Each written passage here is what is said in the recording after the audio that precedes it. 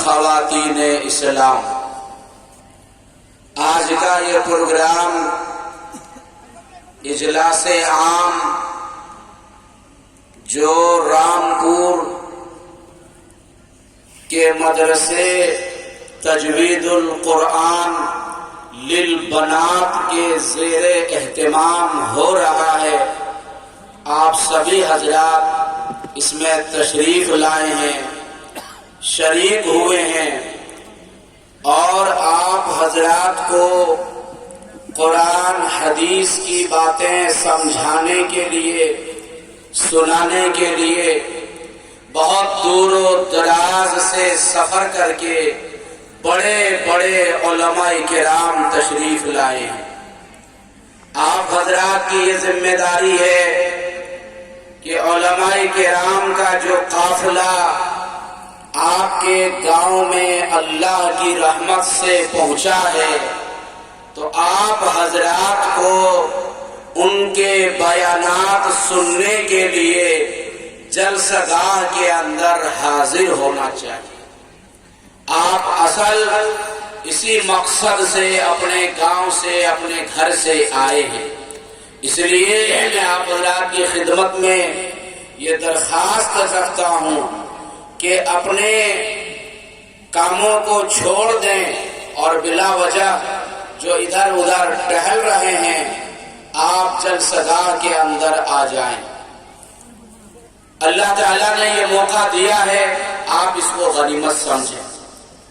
دوستوں اور ساتھیوں، جناب حافظ شہید الاسلام صاحب، ہماری ان سے ملاقات ہوئی، الحمدللہ انہوں نے لڑکیوں کا ایک شاندار مدرسہ چلانے کا کام کیا ہے۔ آپ حضرات کے تعاون سے، آپ حضرات کی مخلصانہ محنت سے اور لگاؤ سے اس گاؤں میں، اس دیہات میں شاندار مدرسہ بچیوں کا چل رہا ہے۔ یہ اللہ کا فضل ہے، اس کا احسان ہے، ہمیں اور آپ کو اس کی قدر کرنی چاہیے۔ ہم اللہ پر ایمان رکھتے ہیں، ہم اپنے آقا جناب محمد الرسول اللہ صلی اللہ علیہ وسلم کی تعلیمات پر چلنے والے ہیں، اور جو اللہ کو مان رہا ہے وہ اپنے آقا جناب محمد الرسول اللہ صلی اللہ علیہ وسلم کو بھی مانے گا۔ نبی کے بغیر، نبی کی اطاعت کے بغیر، نبی کے نقش قدم کے بغیر اللہ تک نہیں ہم پہنچ سکتے۔ اللہ نے ہمیں نماز پڑھنے کے لیے قرآن کریم کے اندر حکم دیا ہے، نماز قائم کرنے کے لیے اللہ نے بہت ساری جگہوں پر مطالبہ فرمایا ہے، لیکن نماز پڑھنے کا طریقہ، نماز کی ترتیب جناب محمد رسول اللہ صلی اللہ علیہ وسلم نے بتلایا ہے اور پڑھ کے دکھلایا ہے، اور صحابہ کی موجودگی میں ہمارے نبی نے فرمایا صلو کما رأیتمونی اصلی، کہ تم اسی طریقے پر نماز پڑھو جس طرح سے تم مجھے نماز پڑھتے ہوئے دیکھ رہے ہو۔ آپ مجھے بتاؤ دوستو، ایمان والو، رامپور والو، کیا ہم میں سے کسی نے نبی کو نماز پڑھتے ہوئے دیکھا ہے؟ ہم نے نہیں دیکھا، ہم نے نبی کا زمانہ نہیں پایا ہے، ہم نے رسول کا زمانہ نہیں پایا ہے، تو ہم نے اپنے نبی کو نماز پڑھتے ہوئے بھی نہیں دیکھا ہے۔ کس نے دیکھا ہے؟ صحابہ کرام نے، جو نبی پر ایمان لائے، نبی کی زندگی میں اور زندگی بھر اسی ایمان پر قائم رہے، ان کو صحابہ کرام رضی اللہ عنہم اجمعین کہا جاتا ہے۔ اور علماء یہ کہتے ہیں نبیوں کے بعد اس امت میں افضل ترین جماعت اگر کوئی ہے تو وہ صحابہ کرام رضی اللہ عنہم اجمعین کی جماعت ہے۔ کون ہے؟ حضرت ابو بکر صدیق رضی اللہ عنہ، انہوں نے ہمارے نبی کو نماز پڑھتے ہوئے دیکھا، ہمارے نبی کو ہمارے نبی صلی اللہ علیہ وسلم کو قرآن پڑھتے ہوئے دیکھا، ہمارے نبی کے ساتھ سفر میں بھی رہے، حضر میں بھی رہے، ہجرت کے ساتھ رہے، لہذا ابو بکر رضی اللہ عنہ نے جو کہا وہ ہمارے لیے دلیل ہے، آپ کے لیے دلیل ہے۔ مسلمانوں، کس نے نبی کو نماز پڑھتے ہوئے دیکھا؟ سیدنا عمر فاروق رضی اللہ عنہ نے دیکھا، جن کو ہمارے نبی نے غلاف کعبہ پکڑ کر کے رب سے مانگا، اللہ سے مانگا تھا اور دعا کی تھی، اللہم اعز الاسلام باحد العمرین بعمر بن الخطاب اور عمر بن ہشام۔ اے اللہ، دو عمر میں سے کسی ایک عمر کے ذریعے سے اسلام کو شان عطا فرما، طاقت عطا فرما۔ اللہ تعالیٰ نے دعا کو منظور فرمایا سیدنا حضرت عمر رضی اللہ عنہ کے حق میں۔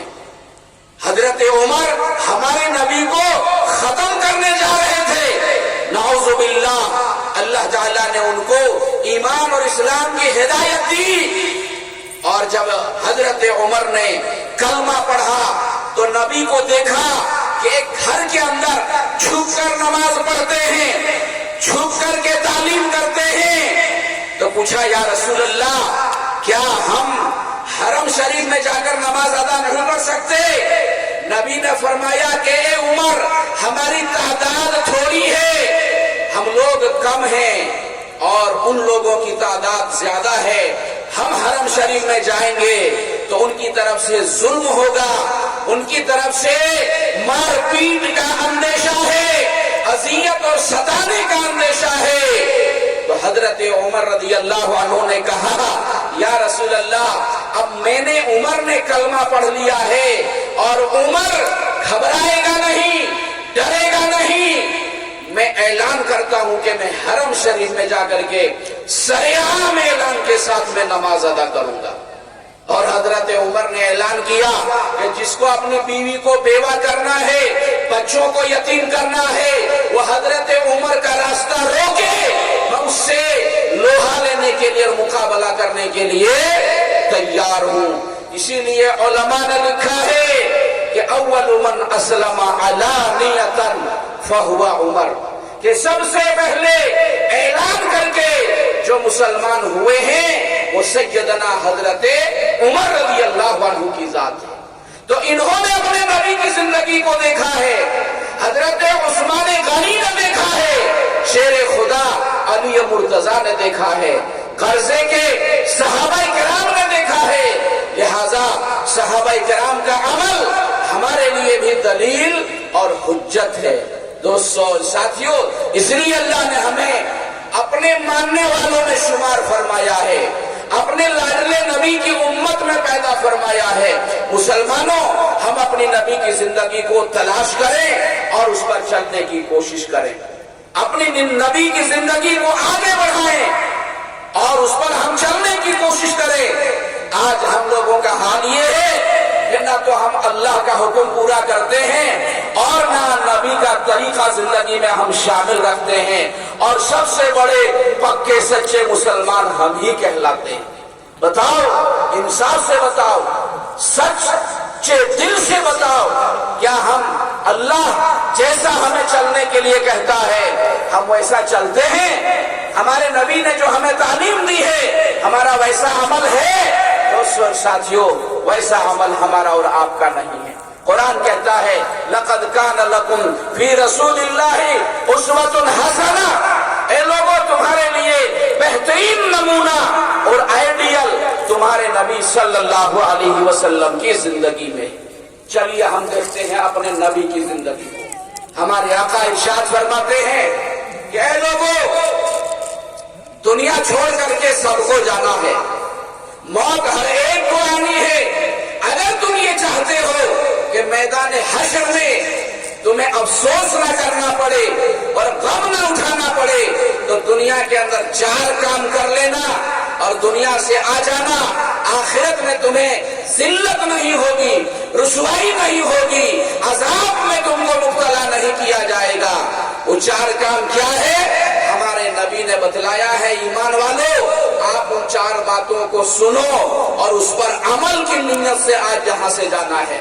پہلی بات ہمارے نبی نے فرمایا اذا كنا 4 فيك فلا عليك ما فاتك من الدنيا، دنیا چھوٹ جانے کا کوئی غم اور افسوس نہیں ہوگا۔ سب سے پہلی بات حفظ امانت، امانت کی حفاظت کرنا ہے، امانت کو ادا کرنا ہے، امانت کا حق ادا کرنا ہے۔ امانت کی حفاظت کیا ہے؟ ہم اور آپ جو سمجھتے ہیں عام طور پر وہ یہ ہے کہ اگر کسی بندے نے کسی بندے کے پاس روپیہ پیسہ رکھنے کے لیے دیا یا کوئی اور قیمتی سامان دیا تو وہ مال امانت ہے، اور جس کو دیا گیا وہ امین ہے، اس کی حفاظت کرنے والا ہے، اور جب یہ دینے والا مانگ لے مطالبہ کر لے تو وہ اس کو لوٹا دے، واپس کر دے۔ ہم اس کو امانت کی حفاظت اور امانت کو ادا کرنا سمجھتے ہیں۔ بہت اچھی بات ہے، یہ اس کا معنی ہے، لیکن علماء کرام نے امانت کی حفاظت اور امانت کی ادائیگی کا جو معنی اور مفہوم بیان کیا ہے وہ یہ کیا ہے کہ جو اللہ کا بھی حق ادا کرے اور جو بندوں کے آپسی حقوق بھی ادا کرے، بندوں کے جو آپس کے حق ہیں اس کو بھی پورا کرے، ادا کرے، وہ امانت کی حفاظت کرنے والا ہے، وہ امانت کو ادا کرنے والا ہے۔ اللہ کا حق کیا ہے؟ اللہ نے ہمیں پیدا کیا ہے، وہ ہمارا خالق ہے، وہ ہمارا مالک ہے، وہ رازق ہے، تو ہم اسی کی عبادت کریں، اس کے علاوہ کسی اور کی عبادت اور بندگی نہ کریں۔ عبادت صرف اللہ کے لیے، بندگی صرف اللہ کے لیے، ریاضت صرف اللہ کے لیے، بندہ بندے کو سجدہ کرے اس سے منع کیا گیا ہے، اور بندہ بندے کے لیے عبادت نہیں کرتا، خالق کے لیے مخلوق عبادت کرتی۔ ہم سب مخلوق ہیں، ہم محتاج ہیں، ہم ختم ہونے والے ہیں، ہم فنا ہونے والے ہیں۔ اللہ کی ذات کبھی فنا نہیں ہوگی۔ جب کچھ نہیں تھا تب اللہ تھا، جب کچھ نہیں رہے گا تب بھی اللہ کی ذات باقی رہے گی۔ کل من علیہا فان ویبقا وجہ ربک ذو الجلال والاکرام، اللہ تعالیٰ اعلان فرماتے ہیں۔ تو اللہ کی عبادت کرنا ہے، اللہ کا حق ادا کرنا ہے، یہ ہے اللہ کا حق ادا کرنا۔ اور بندوں کا حق کیا ہے؟ پیارے آقا نے بہت بہترین بات ایک حدیث میں ارشاد فرمائی کہ جب ایک مسلمان دوسرے مسلمان سے، جب ایک ایمان والا دوسرے ایمان والے سے ملاقات کرے تو اس کو سلام کرے، سلامتی کی دعا دے۔ جو سلام کرنے میں پہل کرے گا وہ نیکی کمانے میں پہل کرے گا۔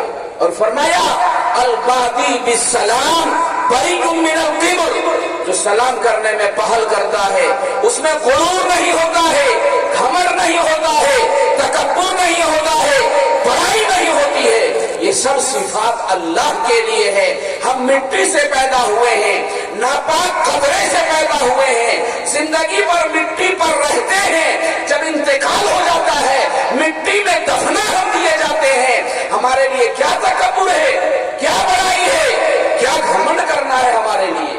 اس لیے سلام میں پہل کرنا ہے، اور جب سلام کیا گیا تو اس کا جواب دینا واجب ہے۔ سلام کرنا سنت ہے، یاد رکھو، رامپور والوں یاد رکھو، سلام میں پہل کرنا سنت ہے اور جواب کا دینا واجب ہے، ضروری ہے۔ ایک بندے کا حق یہ ہے۔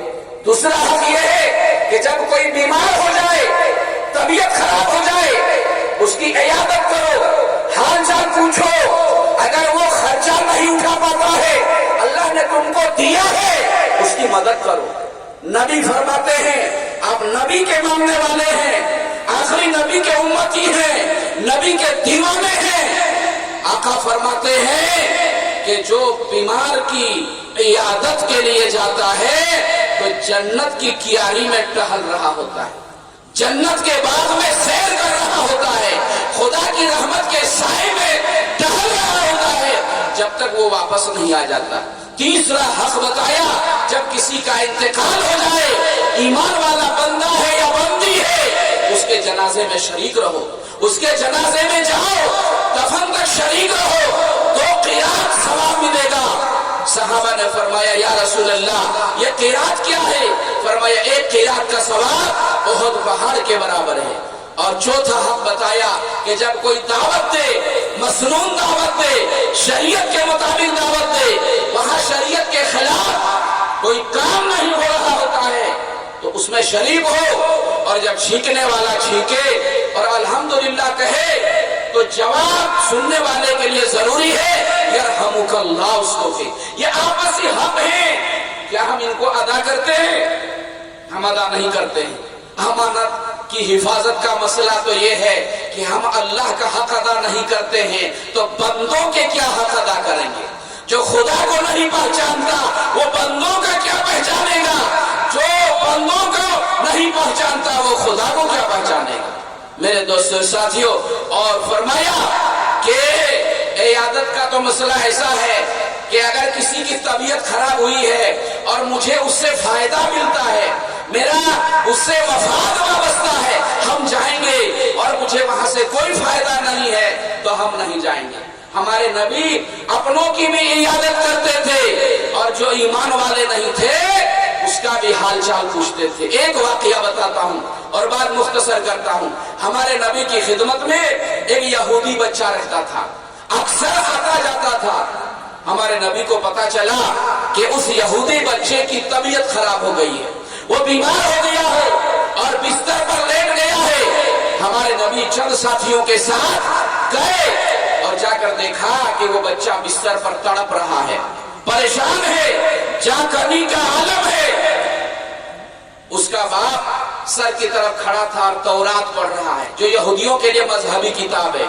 तो हमारे नबी ने पूछा ये तुम क्या पढ़ रहे हो? तो बाप ने जवाब दिया, उस यहूदी ने जवाब दिया कि मैं तौरात पढ़ रहा हूँ। तो हमारे नबी ने पूछा कि मेरे बारे में कुछ बताया गया है इस किताब में? तो उस यहूदी ने कहा, चूंकि वो दुश्मनी रखता था, इनाद रखता था कि आपके बारे में कुछ नहीं बताया गया, तो वो बच्चा बिस्तर से बोलता है कि मेरा बाप झूठ बोल रहा है या रसूल अल्लाह, मेरे बाप ने बताया है कि आपका बयान तौरात के अंदर है, आप आखिरी नबी हैं, आप कुरैशी हैं, आप हाशमी हैं, आपके बाल घुघरियाने हैं, आपके चेहरे पर वो चमक और दमक है कि 14वीं के चांद के ऊपर भी वो चमक दमक नहीं है।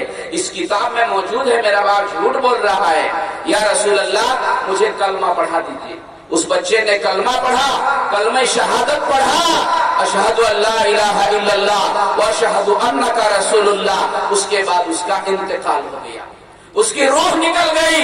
हमारे नबी ने कहा ये मोमिन होकर गुजरा है, इसका इंतकाल इस्लाम की हालत में हुआ है, अब इसको कफन भी दिया जाएगा, इसको गुस्ल भी किया जाएगा, इसका जनाजा भी पढ़ा जाएगा। अब मजहब यहूदी के मुताबिक इसका आखिरी अमल नहीं किया जाएगा। एक अखलाक की वजह से, नबी के जाने की वजह से हमेशा जहन्नम में जाने वाला जन्नत में जाने वाला बन गया। आज हम लोगों के हालात कैसे बन चुके हैं? हम नबी को दीवाना कहते हैं अपने आप को, और काम हमारे सब उनके। मेरे दोस्तों और साथियों, इसलिए अपने नबी सल्लल्लाहु अलैहि वसल्लम के तरीके पर आओ। तो प्यारे आका ने फरमाया अमानत की हिफाजत करना है। दूसरा अमल बताया कि सच का साथी बनना है। कोई खिलाफ वाकया बात जबान से नहीं निकालनी है, सच बोलना है।